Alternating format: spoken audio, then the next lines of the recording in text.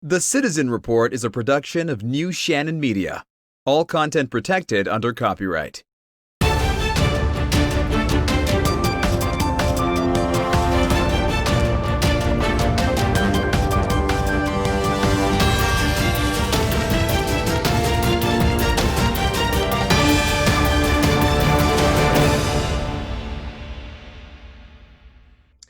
And welcome to the Citizen Report. I'm Jonathan Shannon in North Carolina.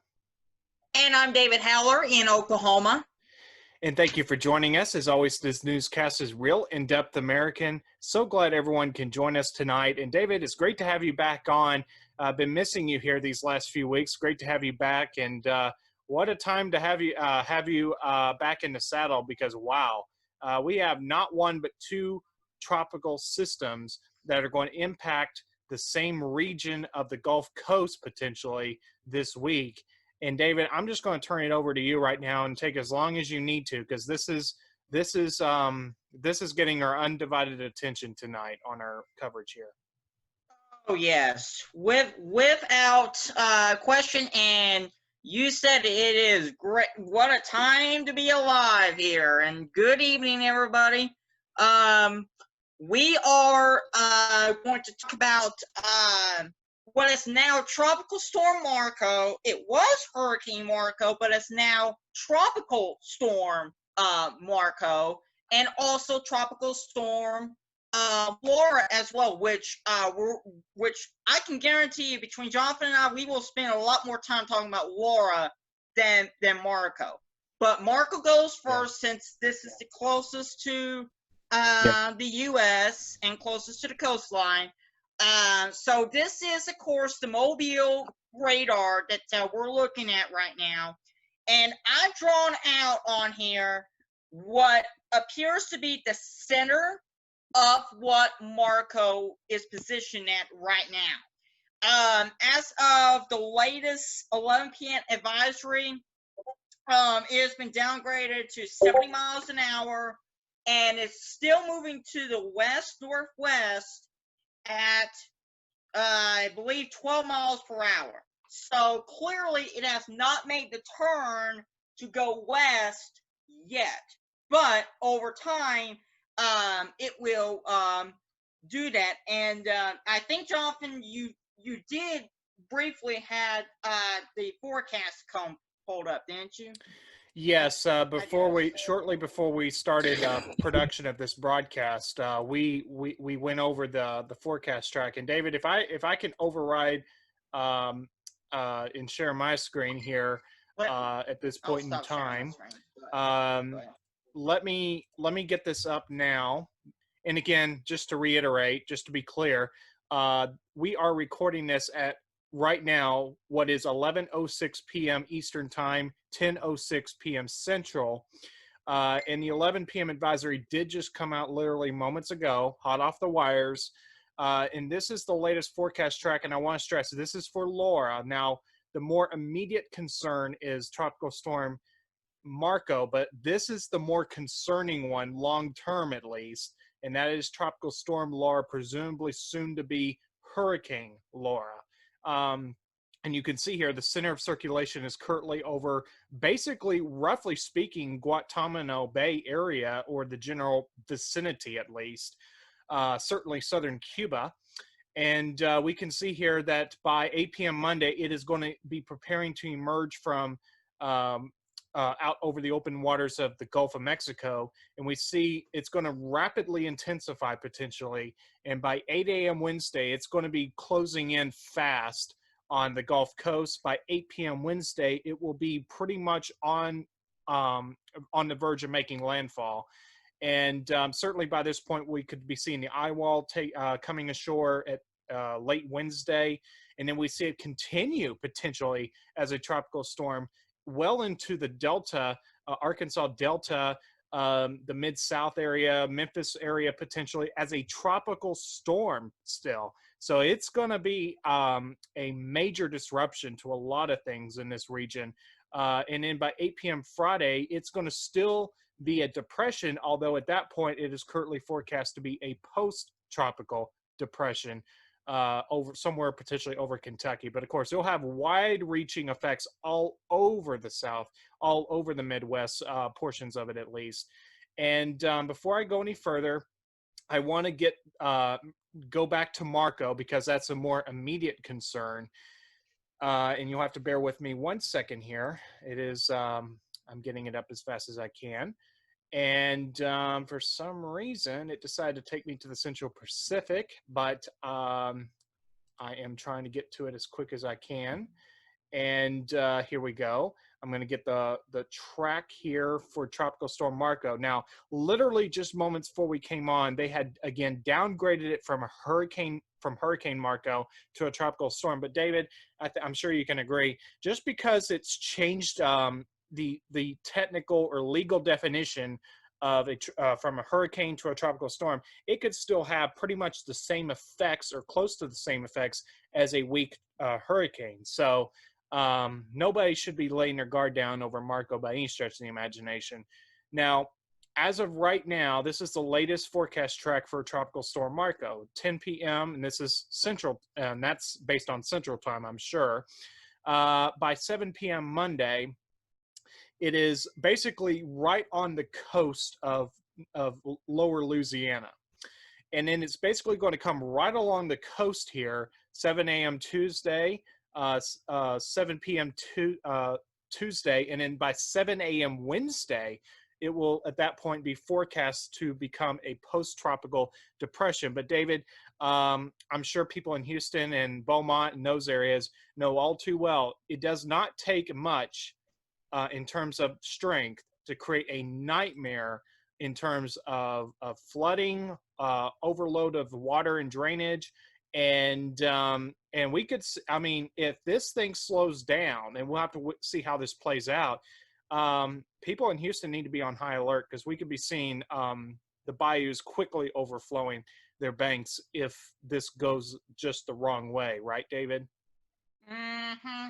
Exactly, and we've seen that firsthand, especially with Hurricane Harvey 3 years ago, and we saw what happened with how all the bayous have had overflown and things like that. So people in Southeast Texas have to be paying close attention to Marco, just because the forecast says it's going to be a depression doesn't necessarily mean that it can't be a heavy rain producer.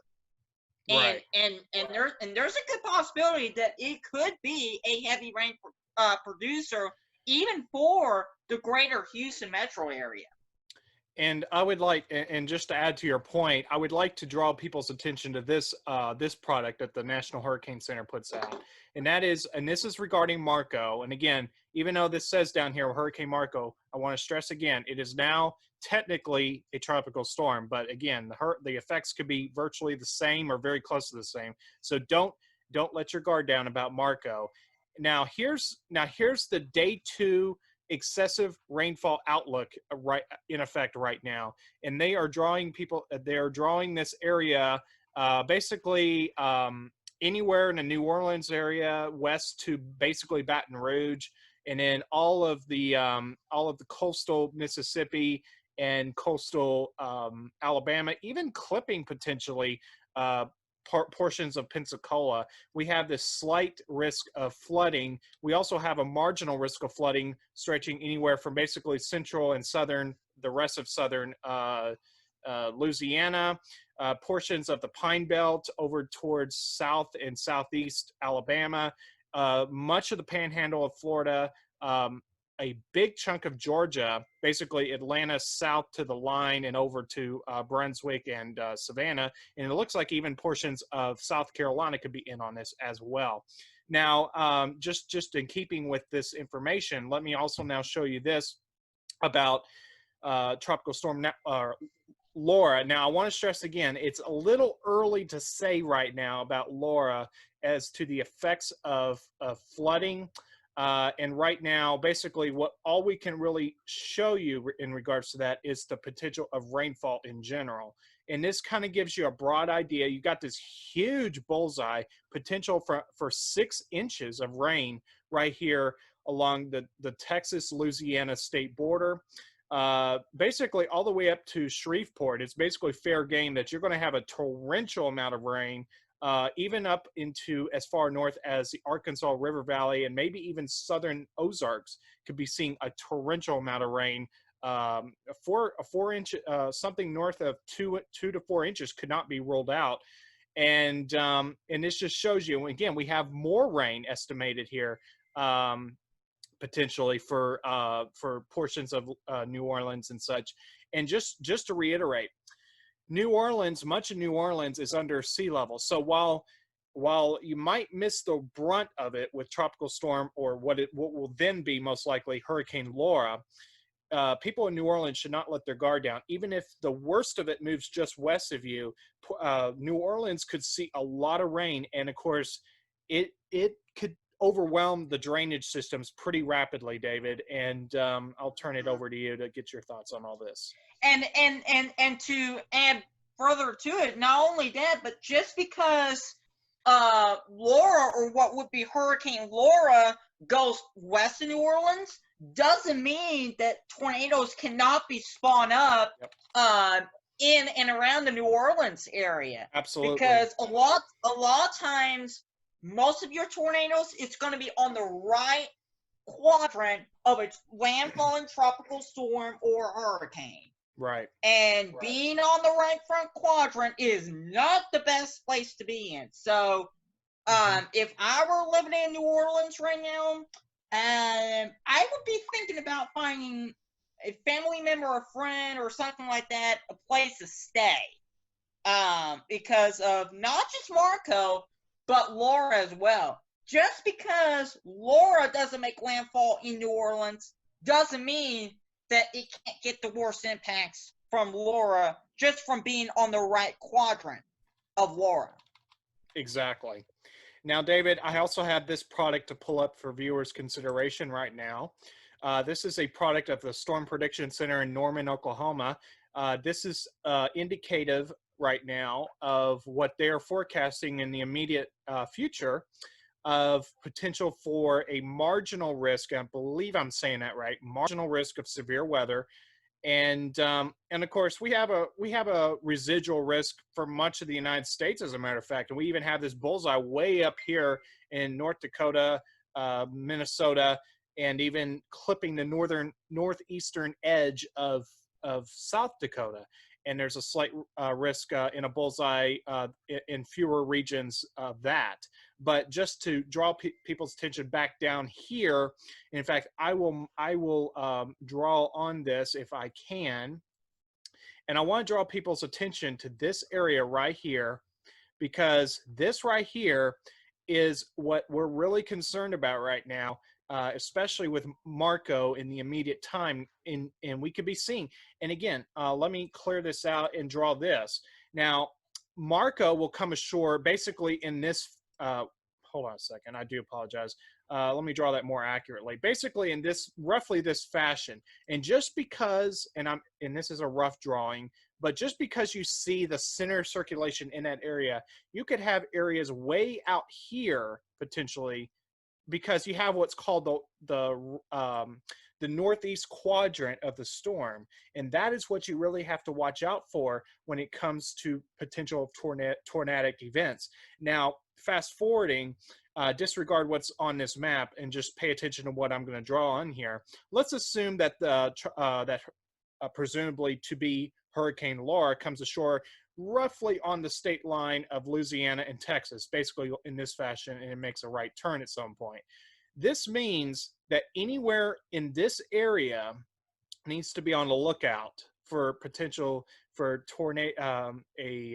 potential for tornadoes, certainly. So just because you're well away from the center of circulation, you could see pretty significant and severe effects of weather well away from it, David. And I think it goes without saying that you're going to have areas of Alabama that are well accustomed to taking tornadoes seriously. And I have no doubt that they will be paying close attention to this as we go forward.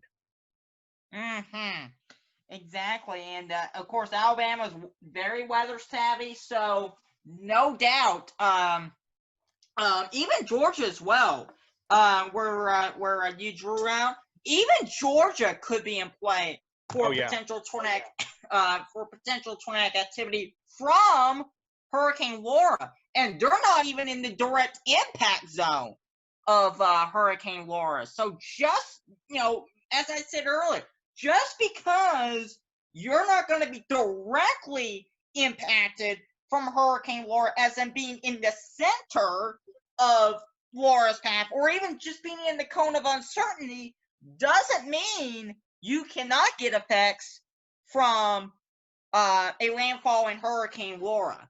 And what may make the situation even worse is a potential for an even stronger Hurricane Laura, just because and we alluded this before, just because the NHC has a landfall of a Cat 2 at 105 miles an hour doesn't mean that it could make landfall as a Cat 3, or worse yet, and I've seen this in the models recently just before we came on air, a Cat 4. Yeah. At landfall. So yeah. And this is one of those storms where I think you have to have full undivided attention and treat this as if it will rapidly develop into a major hurricane. Because right now, it is officially going to stay just under what is officially considered a major hurricane by the National Hurricane Center. But just because it may not reach official major hurricane status, it will certainly wreak havoc for all intents and purposes, as if it were a major storm or hurricane, I should say. And certainly we could see, if the ingredients come together, this rapidly intensify, because again, National Hurricane Center has very, very dedicated, talented meteorologists that look at this stuff. But just to be totally honest, they're just as human as anyone else. They sometimes have not gotten it completely right. I believe with, correct me if I'm wrong, David, I'm going off of memory here, but I believe Hurricane Charlie in 2004, for instance, was forecast to go a certain way, and instead it made a right turn and came over Central Florida, and that was not in terms of what actually happened. It didn't go as planned. So you could certainly see this wobble around and actually divert from the forecast track at times. So certainly anybody along the Gulf Coast and well inland needs to be paying close attention at this point in time. And I will just say this. Exactly. I will just say this too. People need to go to the ATMs and get cash out of the bank. I'm not saying you have to have a whole lot, but the sooner the better. People need in those areas need to get some money to have in cash, because if those machines go down, you will not be able to buy things. I was also going to mention as well, when you mentioned about tropical systems making divergence, Laura is actually a good example of what we're talking about here. Many of the models, and even the National Hurricane Center, had Laura going north of Cuba and going in between the Florida Keys and Cuba. Instead, it's actually going in between Jamaica and Cuba. Yeah. So just because it may make landfall somewhere around the Lake Charles region or Lafayette or something like that, doesn't mean it could instead make landfall, say, around the Houston, Galveston area, or maybe toward Victoria, or it could just make landfall somewhere around New Orleans. It could veer. This is why it's called the cone of uncertainty for a reason. Yeah. Absolutely. And we need everybody from basically the Big Bend of Texas all the way to, I guess you could probably say, the Florida Panhandle. But regardless, everybody along the Gulf Coast needs, and we need now. Now is the time to take what will probably be Hurricane Laura very seriously. As it is, we have to treat Tropical Storm Marco very seriously, but especially the long-term concern is going to be Laura. And we need people to take both of these storms in general very seriously, Jonathan. That's the bottom line here. Absolutely. And just in keeping with what you just said, in terms of whether it could continue to rapidly develop, I have this product to show everyone. Now, this does not factor in, at least I don't think it factors in water temperatures. This is purely just air temperature, if you will. This is for courtesy of Vintusky. And you can see all this dark red all over almost the entire Gulf of Mexico has very, very warm temperatures in play here. We have, it looks like 84, 85, 86. That seems to be the calling card with this. And only place it's not quite as warm is way up here in an area that is really not going to be consequential to these storms in terms of where it's going potentially. So it has a lot of fuel here in the atmosphere to continue to develop as it sees fit. And I will just point this out too, and hopefully it doesn't take very long to come up. Well, hang on a second. Let me actually do this instead. So what you're seeing here, you're seeing Marco here. That will be up and over here, and probably not that big of a deal in terms of Laura's development once it gets up here in its own right.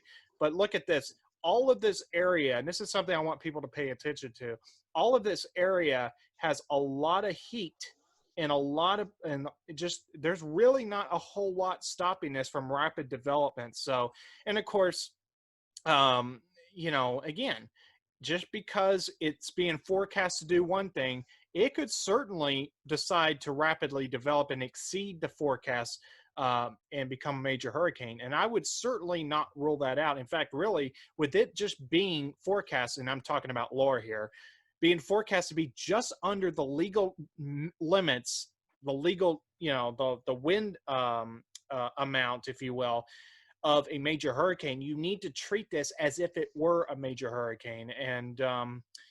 And people, frankly, and I'm just going to come around and say this right here and now, people need to quit worrying about COVID and start and take it seriously. If you feel like you need to evacuate, you need to evacuate. Don't worry about so much about social distancing and all that other stuff.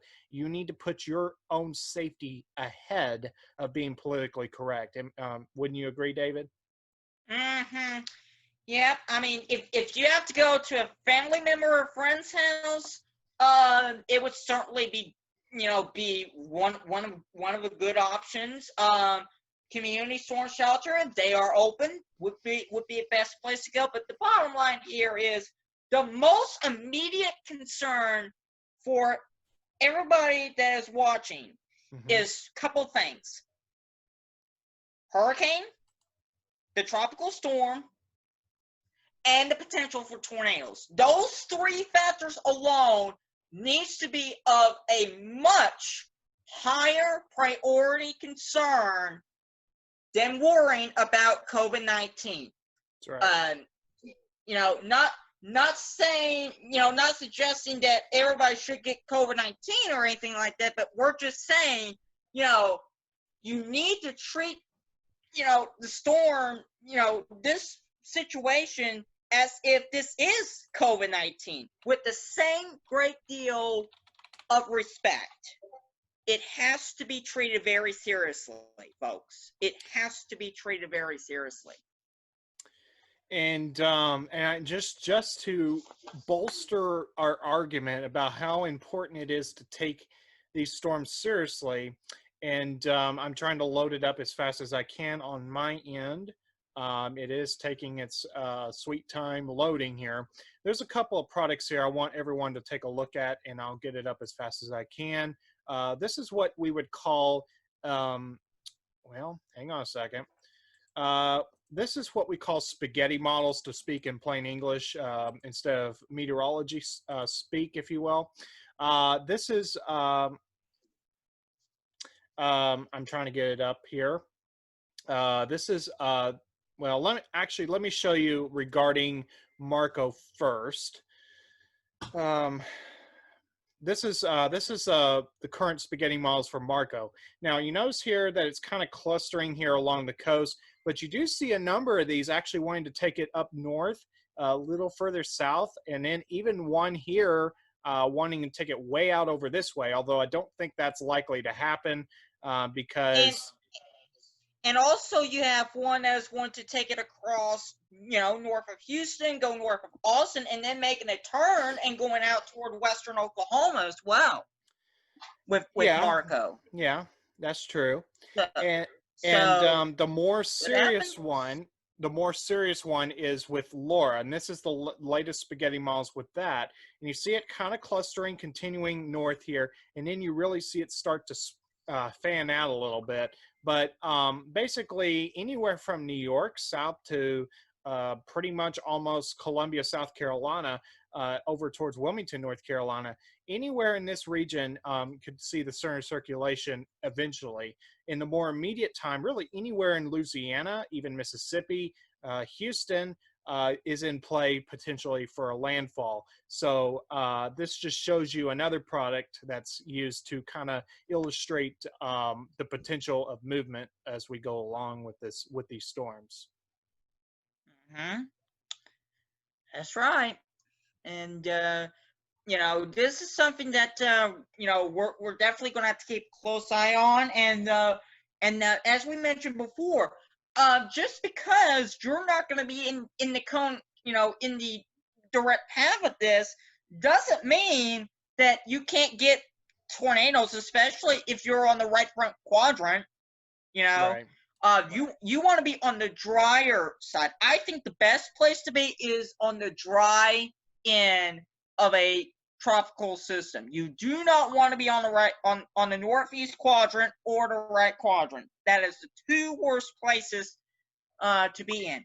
And also, while we are on the subject of tornado safety, you want to, and for some people this is a foreign concept to them, but you want to be in a small room on the lowest floor, near the center and away from windows. Nobody should be in a mobile home during a tornado, and nobody should be in a vehicle of any kind, car, truck, bus, or van. In a side-built structure, down low, middle, and away from windows, and near the center. Don't worry about northeast or southwest corners. Forget all that, but just be near the center, and you'll be just fine.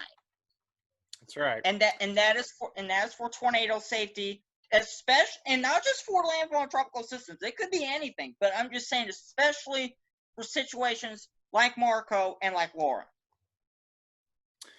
Yeah, and certainly, as we've just to reiterate, as we've said before, we could see the potential for tornadoes, especially in that northeast quadrant. Not to say that there isn't a risk in other parts of the hurricane, but that tends to be where the most ingredients come together for potential for a wrap up of a particular supercell, or a thunderstorm, and become a tornado potentially. So really, it's going to be a multi-day event, because this isn't just going to come ashore and we're going to be finished talking about it.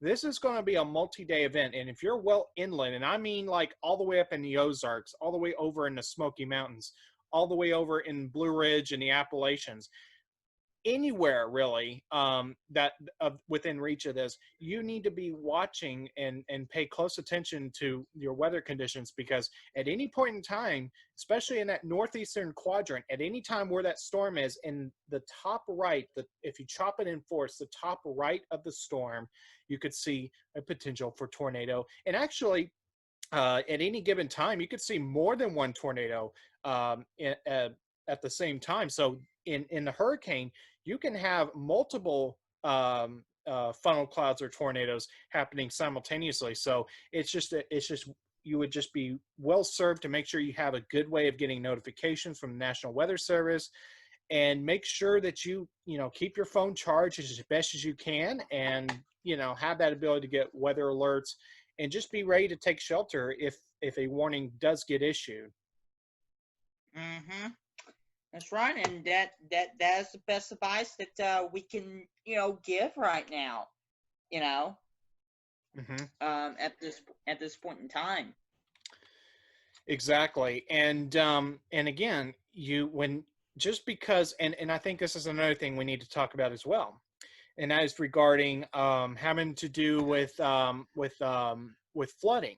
You could see storm surge along the coast, but that doesn't mean you can't see. And this is obviously a different type of flooding, but well inland, all that rain needs to wash out somewhere, and you could certainly see a potential for um, uh, inland flooding if you get too much rain in a given area. And we could certainly see that. I mean, that is obviously, that is quite certainly a possibility. So anybody well inland needs to be keeping well aware of their conditions at any given time weather-wise.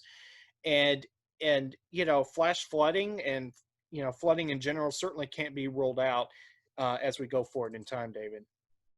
Mm-hmm. And here's the thing that to quote Dr. Rick Knapp of the Weather Channel, we need to be sure that we promise ourselves that we are not going to drive around a barricaded area of the roadway. And we also need to promise ourselves that we are not going to drive into a flooded area. And we are also going to promise ourselves that we are going to turn around and find another way to go. And the bottom line is we are going to promise ourselves to never drive across a flooded roadway. I've seen too many times on the local newscast during severe weather coverage of people driving across a flooded roadway, getting trapped, and ultimately dying as a result of it. And Jonathan, I'm sure you've seen the same thing before. And I think it's really especially important that we hit home this message that if you come across a flooded roadway, turn around, don't drown, find another way to go. You may be 5 minutes late, 10 minutes late, 15 minutes late, I don't care. You could be an hour late, I don't care. But it's worth it's worth being an hour late than losing your life. Exactly. And going back and circling back to tornadoes, because I think this is something we need to cover as well. You might hear the National Weather Service distinguish the terms funnel cloud and tornado, and obviously tornado watches and warnings, because this is a pretty widespread possibility of in terms of risk inherently, because we're talking about a hurricane. I think it'd be good to hit on this real quick, talk about the differences here. A funnel cloud is basically a column of air that's rotating in the form of a cloud that has not reached the ground. So you might see it spinning up in the air. It hasn't reached the ground. If it hasn't reached the ground, it's not yet a tornado. It's just a funnel cloud. However, a tornado is again a rapid spinning column of air that's reached the ground, and at that point, it's a tornado and it can cause damage. And over here on the top right of this slide, you can see an example, obviously, of a tornado. That goes without saying. Now, let me also point this out, if I can get it up. Differences between tornado watches and warnings. Basically, the Storm Prediction Center puts out a general area, looks at a general area, and it decides that this area has the potential of a tornado watch. And if you are in an area that has a tornado watch, that means within the next few hours you have a general risk of a tornado, and it covers a pretty large area. Now, a tornado warning is issued when they suspect there's either a tornado in progress, whether if it's radar indicated or storm spotter confirmed, or it could be imminent, meaning they anticipate it shortly. And it covers a pretty localized area, at least in most cases, and it's usually issued by the local National Weather Service office. And that's why you hear meteorologists like James Spann, say things like "respect the polygon," if I remember right, and that's exactly how you should treat this. If a polygon is just to say the shape of the tornado warning, but just to say, if you're inside of a tornado warning, you obviously want to take it seriously, just as you would a tornado watch. Now, again, just to be clear, tornado watch means in a general, pretty large area usually, you have a general risk of a tornado situation within a few hours. A tornado warning is a right now event in a general localized area. In a tornado warning, you want to take immediate tornado precautions, right, David? Yep. And people can see on their screen the types of advisories, the tornado watches and warnings. And basically, this is the type of stuff that, say, you're going through a spotter training course. These are the type of material that it's going to be covered in. Right. So it's very important that people understand what the type of what a tornado watch means and what a tornado warning means. Right. Because it can be a difference between, in some cases, life and death. Exactly. And David, I didn't realize, because I'm actually drawing from an old college PowerPoint I put together, and I thought it would be good that I shared this. I forgot, and I realize now that this is good to show as well. This is not what I'm showing you is not happening now, but it's just to show you an overall example of what a form of a tornado watch can take. And this is just, shows you a pretty large swath of area that they come out with an area of a tornado watch. Now, a tornado warning is a more localized area. It obviously has this little polygon in the immediate area of this storm where they think there's a tornado happening or imminent. Now, a couple more things to point out, and this is getting a little more technical, but just in case anyone wants to when we have storms come ashore, if you want to look for yourself and not have to rely on someone else to interpret the radar for you, I thought this would be good to point out as well. And right here, and I'll draw on this real quick. This is just to, this is a supercell, and basically you have this air wrapping around here in a form of a tornado, and that's kind of what you want to keep an eye out for, where you have this doesn't have to look like this, but this just shows you one of the more stronger tornadoes potentially. Now let me also point this out if I can get it up. This is going to show you what we call in weather reflectivity. Reflectivity, this is an area, and this is a little more rough looking, but again, you want to look for those little hooks, those little appendages on the edge of a storm, and that's where you can have a tornado. Now this is I believe it's velocity, winds going to and from the radar, where you have the brighter reds and greens coming together. That's indicative of a tight area of rotation wrapping around itself. And that's where you could have a tornado. So it's two ways of looking at radar data that way you can actually look for yourself in real time and compare these two, reflectivity and velocity, and see for yourself a potential tornado in progress, David. Yep, there you go. And obviously the supercells that we're going to be dealing with from landfall and tropical storms is probably not going to look like the Greensboro tornado or anything like that. Probably not anywhere close. It's a kind of a it's usually a pretty thin column, but those weaker tornadoes can still do a lot of damage. So and even be deadly in just the wrong conditions. Exactly. Take for example the Birmingham area. I think a couple years ago there was a tropical storm that came by Alabama a few years ago, and the Birmingham metro area got hit, I believe, by trying to recall. I believe it was an EF2 tornado or something like that.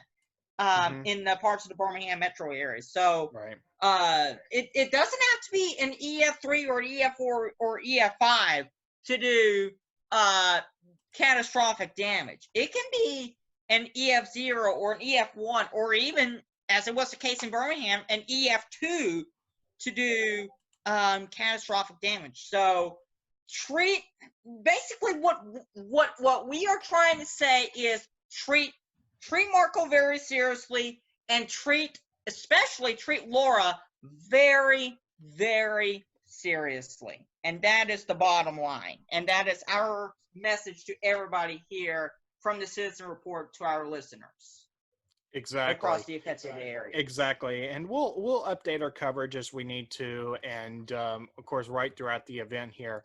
As we wrap up here, I just want to quickly state that in a different department, that is that we have the Republican National Convention coming up this week in Charlotte, and I will be doing a broadcast to talk about that, and also some of the other things that happened with the Democrat National Convention in the past week, and other newsworthy events as well.